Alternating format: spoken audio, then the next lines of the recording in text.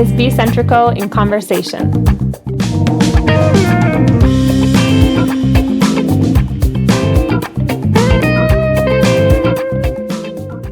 Welcome back to BCentrico in Conversation, a content series that explores the movers and shakers in the space that intersects sustainability, social impact, and creative storytelling.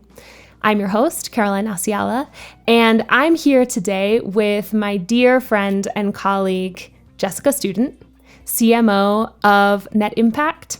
And we're going to be talking today about completing the digital transformation of one of the world's largest professional networks around sustainability and social impact. Well, thank you so much, Jess, for being here. Thanks so much for having me. I'm looking forward to our conversation today. Yeah. So for the members of our audience who don't know a lot about Net Impact, can you give us the 1-minute lowdown of what Net Impact is all about? Yeah, I'll certainly try to condense 29 years of history into 1 minute. But in 1992, Net Impact was founded really in the idea of disruption, when a group of MBA students really challenged the notion that they had to choose between pursuing a career in business and following their values.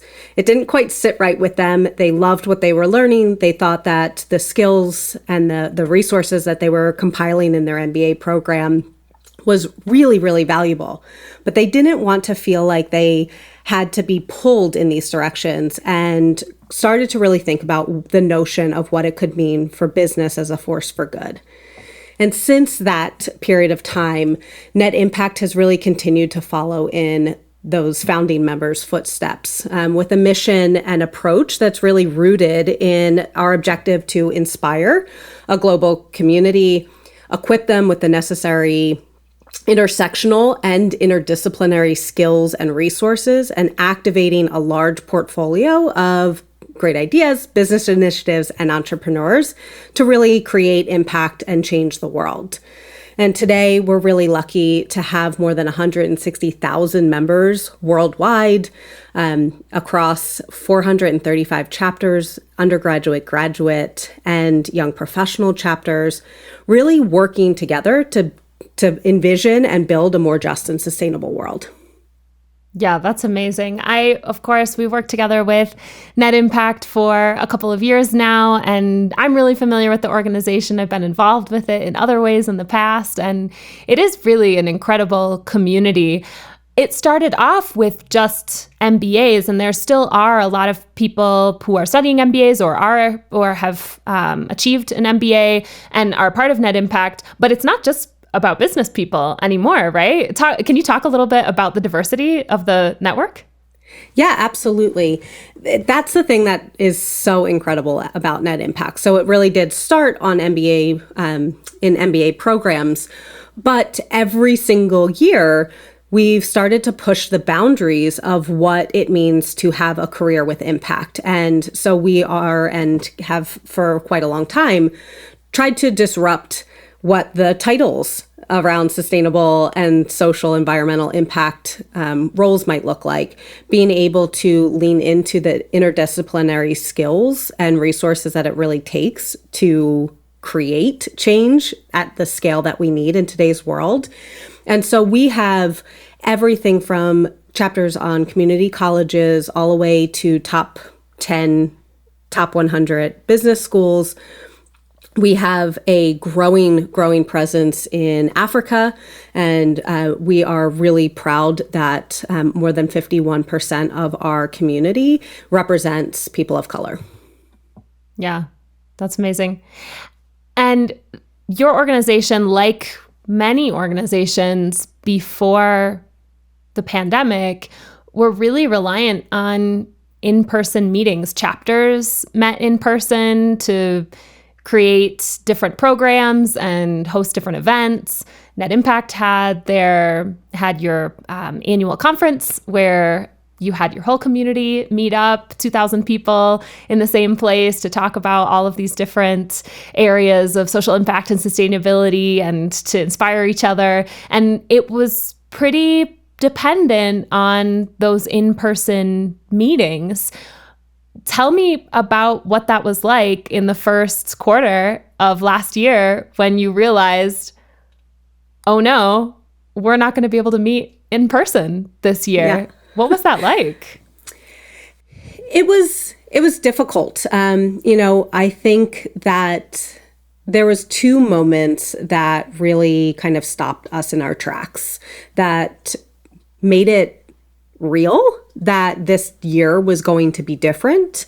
And that was when we had to cancel our live in-person multi-day conference for the first time in 28 years.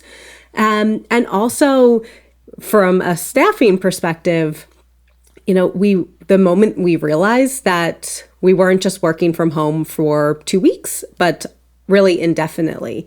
And those two moments together really was a pivotal moment where we as a community and a staff could go one of two ways. We could either be confined by all of the challenges that we were facing, not only in the world at large, but also just in the ability to actually perform and deliver the things that people have been coming to Net Impact for decades to experience.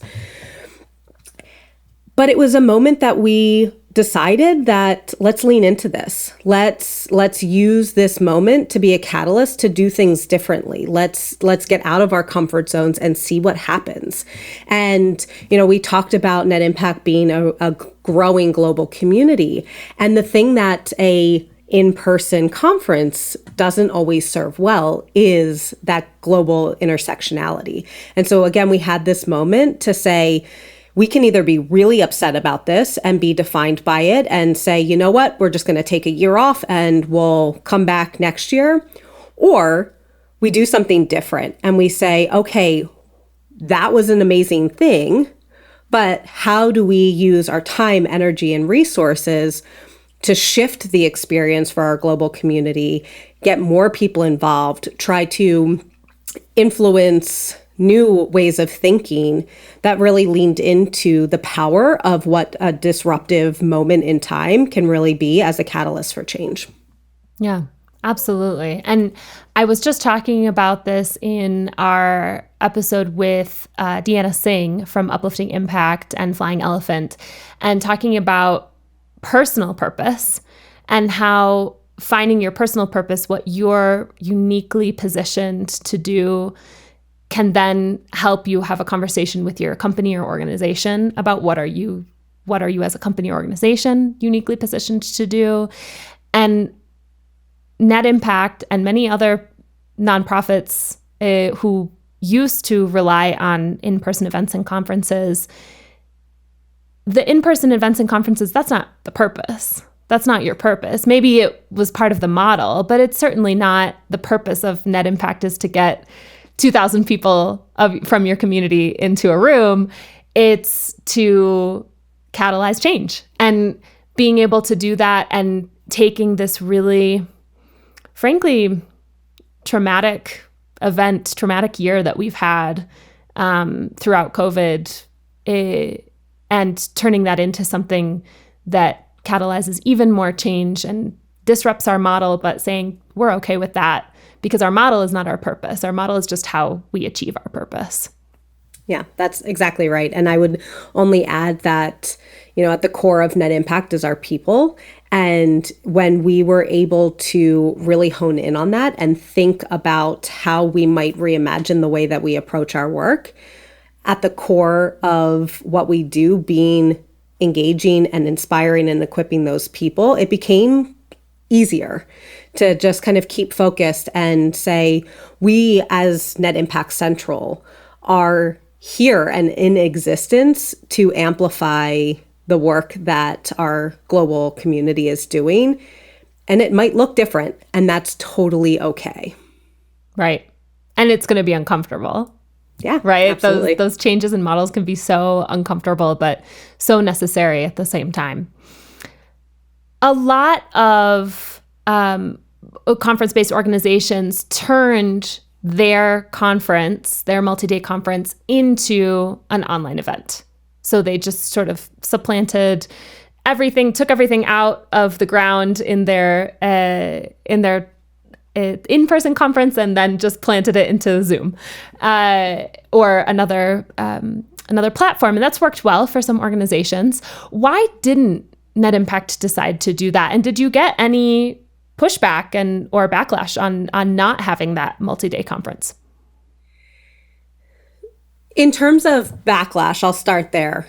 We are incredibly lucky to work with a portfolio of partners and funders who have come to trust Net Impact in, these are the objectives, here's what we're hoping to achieve. And we believe that Net Impact, with decades of experience engaging next-gen thinkers and folks, to be able to achieve the objectives that we're setting forth.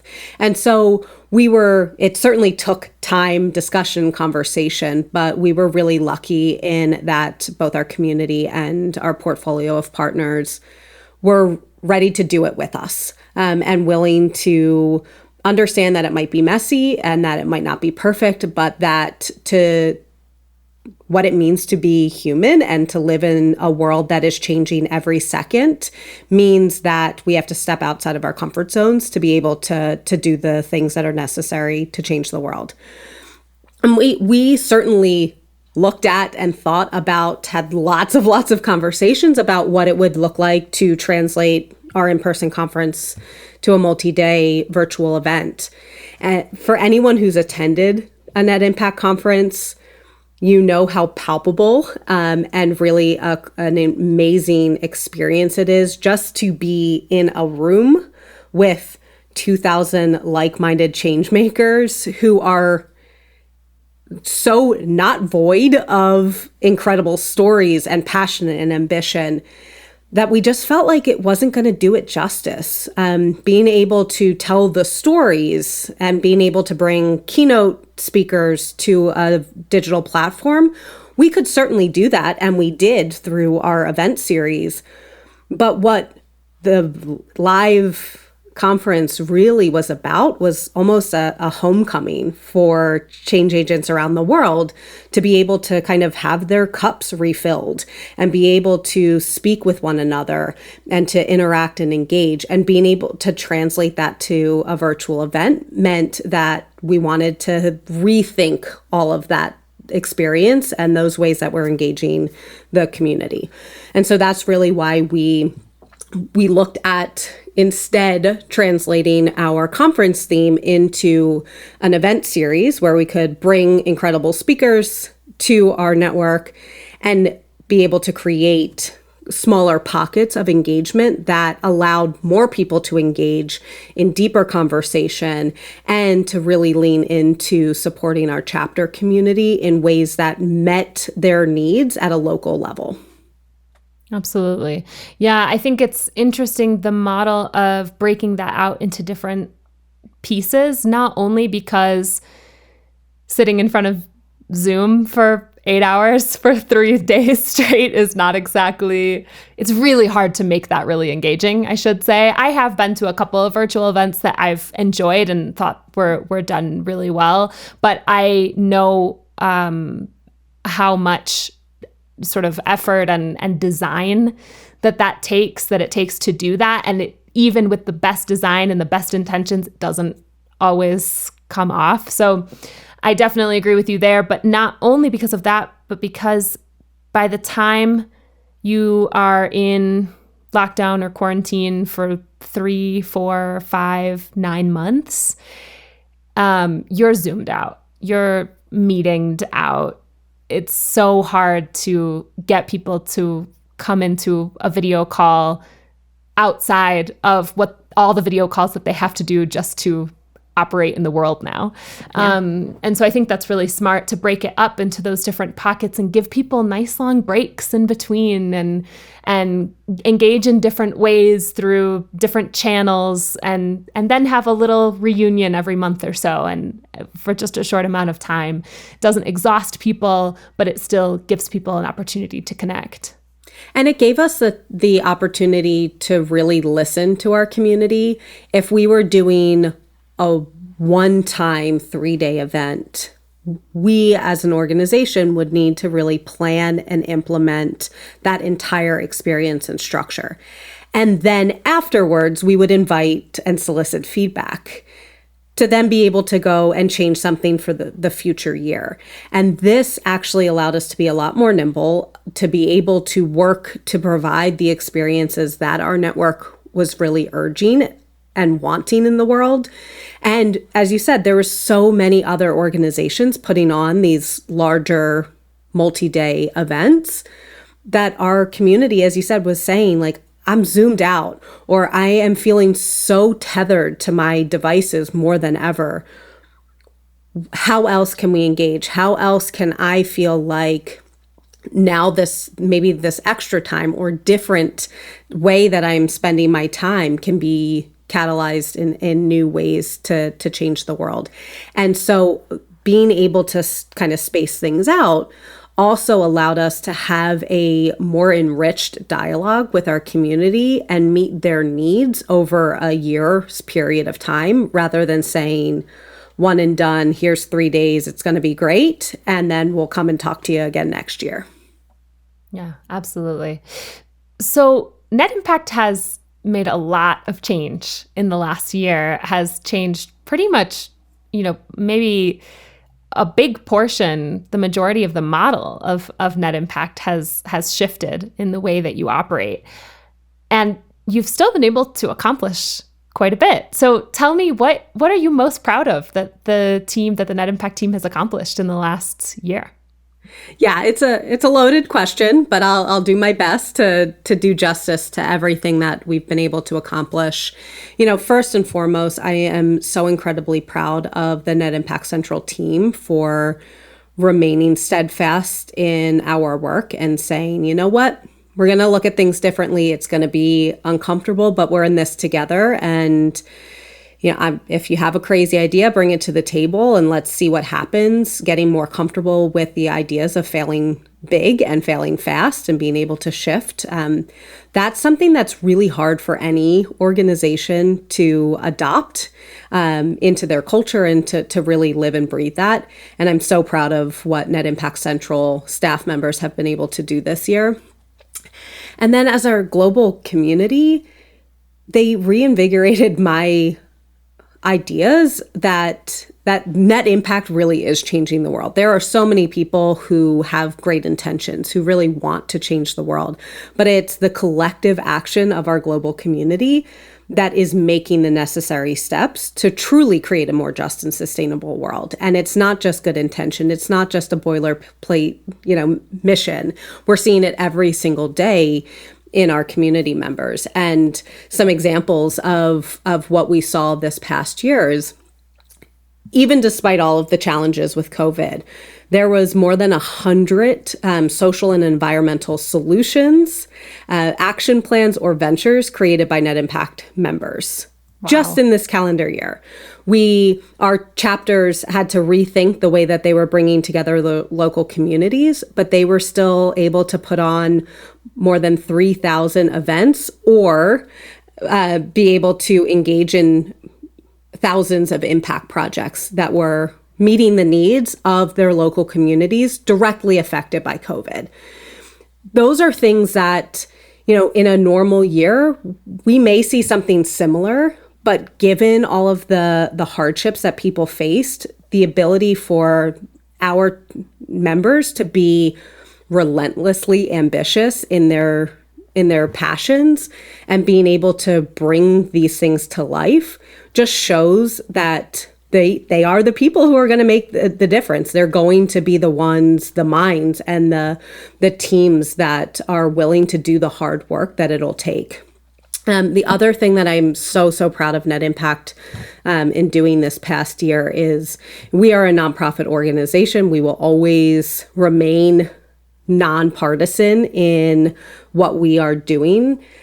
But we saw so many injustices this year, and Net Impact as an organization really decided that we had too much of a voice and an impact, that we needed to make stances around right versus wrong and ensure that it was never a conversation of right versus left in a political environment, but really saying there are things going on in our world that we cannot stand by without taking a stance for. And so we really worked hard to not only announce and put forward statements against anti-racism, but we also took an initial step of trying to create a community for BIPOC members in the social and environmental impact space. And together, Net Impact and 13 founding members were able to launch the first of its kind Net Impact Black Professional Chapter. That's great. So awesome. So many levels, I think, too, of accomplishments. You've got your team, you've got the community, which is huge, and then you have sort of this overall values and how you carry out your mission. And that's going to have an impact in the future of the organization too, beyond COVID time. So congratulations for that, because it's really some spectacular accomplishments in the last year, and of course in the history of the organization. But this year, I think, has been really, really pivotal for Net Impact. Yeah, I'm really lucky to be a bystander in all of this and get to ride on the waves of our incredible members and team. And it's a really inspiring place to sit. Yeah, that's great. Awesome. So when you think about everything that's changed, everything that you've accomplished in the last year, what are some things that you sort of think, you know what, but we need to improve in this area? We've done all of this great stuff, but this is what the future looks like. These are the changes that we're going to make, and these are the disruptions that we're going to tackle. Yeah, I think the landscape of what needs to change is, for many people, overwhelming. And I think why Net Impact serves such a big purpose in the world is that a lot of people have the intentions and want to change the world, but they just don't know how. They don't know where to get started. And because Net Impact really is the conduit between businesses and business as a force for good and individuals who have good intentions or passions, and bringing them together to tackle today's most vexing issues and problems. There's so many things that we want to continue to do. And so what Net Impact has to do is balance this opportunity to address many different issues and areas. And the way that we do that is being that catalyst for business and for individuals, that every single one of our 160,000 members have an amazing idea or skill that they can lend in changing the world. And if we can help propel those and bring them together, that's our role. That's what we can do. And it's not about just leaning into one issue area specifically, but really thinking about how do we continue to elevate and be groundbreaking in the social and environmental impact space in our thought leadership. And then how do we give people the skills, resources, and the experiences to take that good intention and that passion and make that switch and change it into a venture, an enterprise, a really great action plan. And then the other piece of it is then how do we make sure that we're bringing all of these incredible people and these incredible individual ideas together to be able to create the scale that we need in our time. You know, when we're looking at 2021, we are really passionate about ensuring that we take, again, those statements and good intentions around supporting and amplifying BIPOC voices and truly leaning into how Net Impact can be an anti-racist community. There is a lot of work to be done. We have been talking about and working in the JEDI space for decades. But we saw this year specifically an incredible awakening to truly the challenges that are still real and that are still happening. So we know that there's more work to be done. We're willing to kind of take risks in what it means to help businesses and individuals have a guide of how we can do that in the most authentic way, and be able to do it so in making real change rather than small incremental things that maybe aren't going to create the level of change that it means to disrupt an entire system, an entire, political divide and distrust. It's going to take more than just good words. We really need to be able to invest in real words and actions. And that's what Net Impact is really looking to hope to be able to inspire in this coming year. Yeah, that's great. I want to go back to something that you mentioned earlier to talk about that idea of failing fast, failing forward. When you have this big challenge to be really intersectional and attack all of these different social and environmental problems that we have at once and be able to bring them together and bring the people who are passionate about them together, how do you create that culture within your organization to just try things, and when you fail, pick yourself back up and brush yourself off and try something else? We've been able to create that at Centrico, but we're a really small team. We're a really tiny, tight-knit team, and we also come from backgrounds in mainly tech. But for a nonprofit to do that, relatively large or medium-sized nonprofit even, it can be really hard to create that culture within an organization that maybe hasn't operated like that in the past. So talk about that. How do you create that culture within Net Impact? Yeah, so there's a couple different things. And again, it stems from our people, the people who choose to dedicate their careers to a nonprofit, and one specifically like Net Impact, means that they're coming with the intentions that it requires to dig into these issues and be able to be agile and flexible, because the world's problems are too large to feel like you have to sit in a corner and be confined by all of the reasons why we can't change things, and say, you know what, I'm going to take one step ahead. I'm going to do one little thing and show that there's forward progress, that we need to just keep moving in that direction. Some of the things that we've been doing as an organization really in the last couple of years has been to lean into the kind of more B Corp or startup environment that Net Impact truly works within. Yes, we are a nonprofit, but the way that we approach our work requires us to be really nimble. It requires us to be more agile in our approaches. We are offering events, we're offering and supporting 400 plus chapters who all have different and unique needs across communities and college campuses. We are launching challenges and competitions. And we are trying to also kind of continue to push the boundaries of what it means for business as a force for good.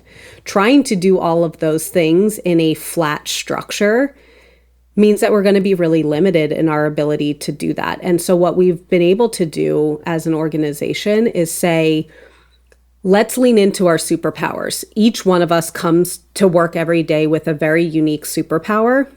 How do we understand what that is? And how do we leverage that to do more with a smaller team, with maybe limited resources in a nonprofit space? I think a lot of people would be really surprised to hear that Net Impact Central hovers between 20 and 30 full-time employees. So we have a pretty small but mighty team. But again, we are looking at how we are a central hub that can inspire and equip a lot of other people to do this work. So it's about giving our chapter leaders the training to then go and inspire their members, and then giving the resources that can be translated across a multitude of different impact issue areas. It's that kind of approach that allows us to do all of the things with a smaller and mightier team. And again, it's the approach of saying, you know what, we need to be really agile in the way that we're thinking about how we do our work, and leaning into our superpowers and really amplifying that.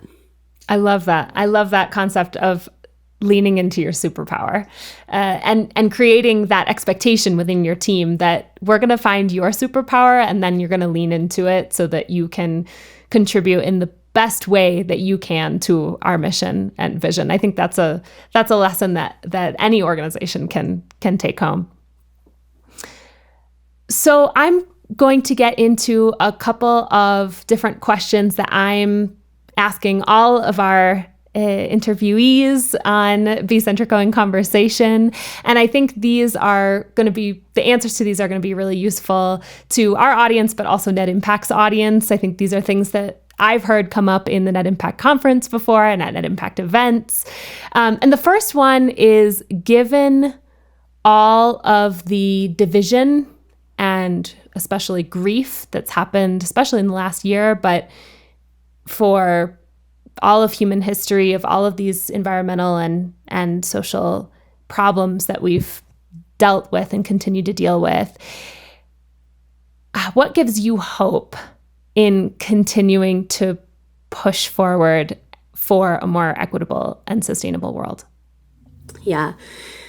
Certainly 2020 demanded a lot of us and changed so much about how we work and live and how we see and interact with the world.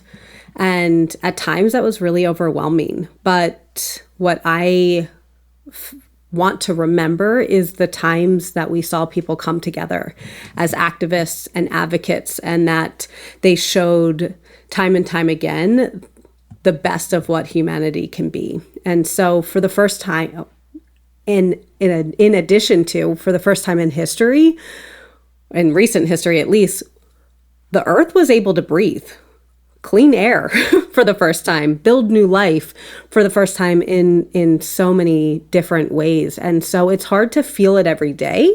And that's just the realities of the world that we live in. But I'm really optimistic that when we look back on 2020, it'll be a year that we saw positive disruption and awakening on the realities that we're facing today, and really honing what it's going to take and what it needs to make a difference. And, every single day, specifically sitting at the intersection of my work at Net Impact, I'm so inspired by the brilliant minds, the innovative solutions, the disruptive thinkers, and that relentless ambition that our community is bringing, both within our community members and our partners, that they're bringing to the table every single day. And that really gives me hope to keep driving forward and pushing and waking up every day and doing the work that we do. Yeah, just when you said that, and I can't remember the exact number, but the tens of thousands of events, 30,000 events that have happened in the last year around sustainability and social impact, and the ventures that have come out in the last year that are addressing social and environmental problems, that is something, it gave me chills. And then the chills were followed by hope. That's a really hopeful concept to think about, and something to keep in mind, that yes, if we're supporting organizations like Net Impact, then yes, we are doing our part.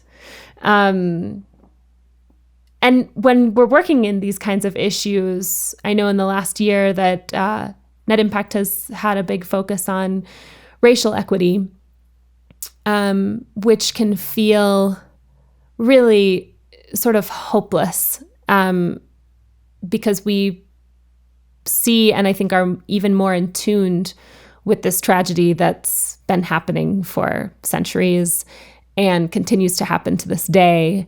The same, I think, when people think about our planet and the challenges that are facing our planet, it can feel really hopeless, and it can feel really down.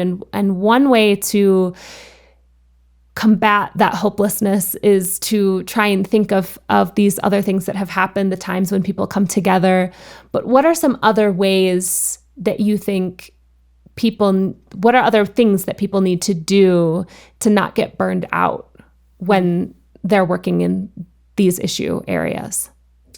Yeah, it's a challenge because the reality is that the world can't wait. We can't wait for people to be in a perfect comfort zone, to feel like they have the perfect environment to really start tackling these things. And coupled with the real issues and the realities that so many people are facing, that they have personal health and familiar issues and challenges that we're facing, it can feel really overwhelming, and that we don't really quite know how to get started or what we can do as an individual to make a difference. And the thing that, I would encourage people to do is find your tribe, find your people around you who lift you back up, who complement the gaps that you might have. Find a community of like-minded people who are willing to take the risks that it takes to be able to dream big, and to look at what can feel like the impossible and see that as a challenge and say, you know what, we're up for it because I'm not alone. I have my people behind me. And, I'm hopeful that a lot of people can find that community and that tribe within Net Impact and feel like, you know what, I'm taking one step by myself, but look at all the people beside me and behind me who are doing this together. And, it's not about that of whether it's hard or easy, it's whether or not it will be worth it. And I feel like that people need to lean into that and say, you know what, I may not change the world today, but every single day I wake up and keep trying means that there's hope for a better future. Yes, I love that. Find your people and do your part. Yeah. You don't have to solve everything, but it doesn't exempt you from doing your part. You have to do your part, and then find the people who are there, who can support you, who can inspire you, who can pick you up when you're down, and who you can pick up. Yeah, it's about changing the perspective of, well, it's just one person, to, yeah, but what if that one person is the difference? What if your one idea or your skill combined with the collective action of others like you is truly the catalyst to a new world, to a new difference? It's about leaning into your voice and knowing that, yeah, if you're standing on a soapbox by yourself, it may not have the same impact. But when you hit the streets with hundreds of thousands of other people demanding that Black Lives Matter, we see a shift. People listen, they pay attention, and that your voice is so critical. Your skills, your career is so critical in that collective whole, and to just remember that that's what it's about. Absolutely. Absolutely. And I think, too, we talked about this again in other episodes where we're thinking about our own personal stories and how they interact with other people's personal stories. It's really important to find your personal purpose in your life. What are you uniquely positioned to make a difference in?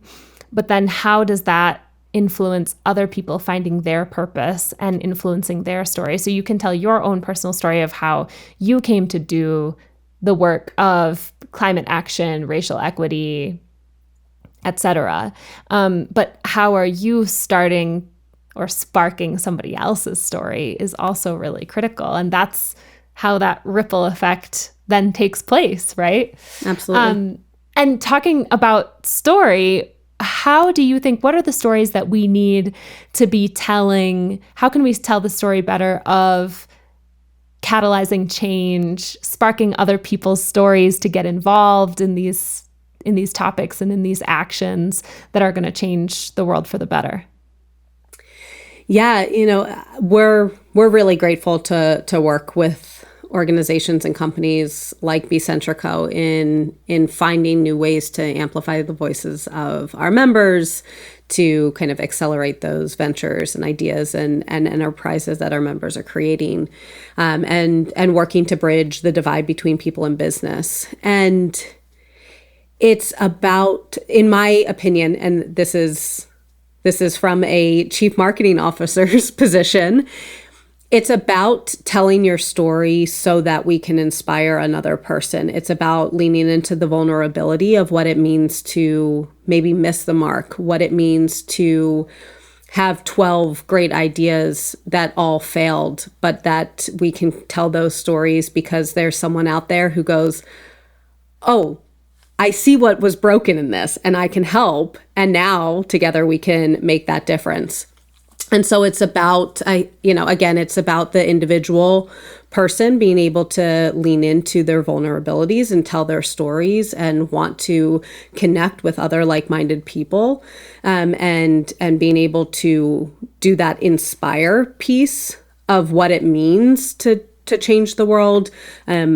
From Net Impact's perspective, we as an organization also need to continue to be the voice of the critical issues that we're facing, why they're important, what solutions are out there, what methodology of thinking and reshifting the way that we approach our work, or the disruptions to the systemic issues that we're seeing time and time again.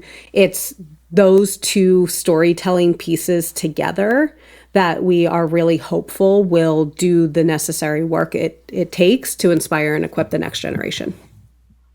Absolutely. Those individual stories are so critical because that's really, at the end of the day, what you're going to connect with on a personal level. And there's no mystery around it. It's around us all the time in media. We see all of these sort of new media companies coming together and creating that story to tell the stories of systemic issues, but through the eyes of individuals, individual families, communities, and people. And I think that's a really great takeaway and a good lesson for other nonprofits that are trying to tell that story, that the stats are not enough. You're not going to change minds or inspire with a number. You may grab their attention with it, but to really keep them engaged and inspire them to do more than just watch your video or just look at your infographic, you need a personal story that tugs at those heartstrings. Yeah. And I think what makes Net Impact truly unique in this space is that we do the inspire piece through our storytelling, but then we follow that up with the equip and the activate pieces of our mission. It's about understanding what challenges we're facing in the world and what issues are present every single day for people, and then giving people the necessary skills and opportunities to cultivate their talents to truly make those differences and turn those good intentions into action. And then on the back end of that, how do we then place and activate those brilliant minds, those disruptive solutions into places that are able to achieve change at scale? Because it's not just about one great idea, it's about how that one great idea inspires a collective whole. And then how do we create the network and community and enterprises and business behind them to amplify the change of scale that truly is what it's going to take to make a difference. Right. So inspiring with that vulnerability and personal story, but then giving an action that they can take. Look, here's this challenge that you can be a part of. Look, here's this event you can come to and share. Look, here's this community that you can be a part of, so that when you're feeling hopeless, you can reach out and get the support and skills that you need to move through it. Yep, absolutely. Awesome. Excellent. Well, thank you so much, Jess, for being a part of our conversation series. Jessica Student is the Chief Marketing Officer at Net Impact. You can visit their website at netimpact.org to learn more. Thank you so much again, Jess, for joining us. Thanks so much for having me, and be well. Thank you for watching this episode of BCentrico in Conversation. If you're looking for more ways to tell your sustainability story, reach out. BCentrico is a managed marketing services company, and we help nonprofits and other purpose-driven companies to scale their impact. Our contact information is in the description below. I'd love to hear from you. And make sure you stay tuned for more conversations about sustainability and storytelling.